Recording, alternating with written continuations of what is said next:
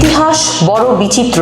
৩৫০ বছর আগে বাংলা যেমন শোষণের শিকার হয়েছিল, ডক্টর ইউনূসের 18 মাসের শাসনামল নিয়েও কি ভবিষ্যতে একই কথা বলা হবে? এমনটাই প্রশ্ন তুলছেন অনেকে। 18 মাসের এই অনির্বাচিত শাসনে দেশ কি সামনে এগিয়েছে নাকি উল্টো 3 বছর পিছিয়ে গেছে?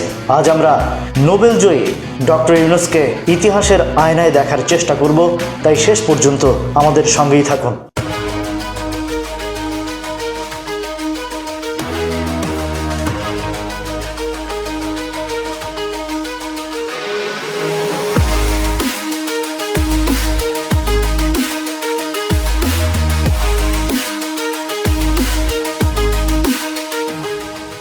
ডক্টর ইউনূস সরকার প্রধান থাকাকালীন নিজের 600 কোটি টাকারও বেশি কর মওকুফ করে নিয়েছেন। 18 মাসে তিনি শুধু নিজের স্বার্থ দেখেছেন কিনা তা নিয়ে এখন বড় প্রশ্ন।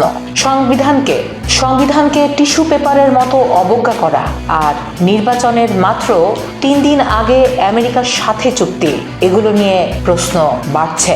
আর বলা হচ্ছে ইউনূস সরকারের অযোগ্যতায় এখন আমাদের জাতিসংঘের কাছে আরো 3 বছর সময় চেয়ে ভিক্ষা চাইতে হচ্ছে। আমরা কি তবে মধ্য আয়ের স্বপ্ন বিসর্জন দিচ্ছি? দেশ যখন শিল্প কারখানা বন্ধ আর ঋণ খেলাপির ভারে জর্জরিত, তখন তিনি ব্যস্ত ছিলেন মববাজ শিষ্যদের লেলিয়ে দিয়ে রাষ্ট্রপতি উৎখাতের চেষ্টায়, এমনটাই বলছেন অনেকে।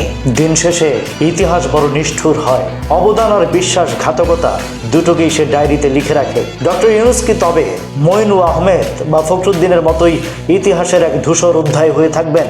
আপনার কি মনে হয় ডক্টর ইউনূস কি আসলেই জুলাই বিপ্লবের মাস্টারমাইন্ড, নাকি ক্ষমতার মোহে দেশের স্বার্থ জলাঞ্জলি দেয়া এক আধুনিক মিড?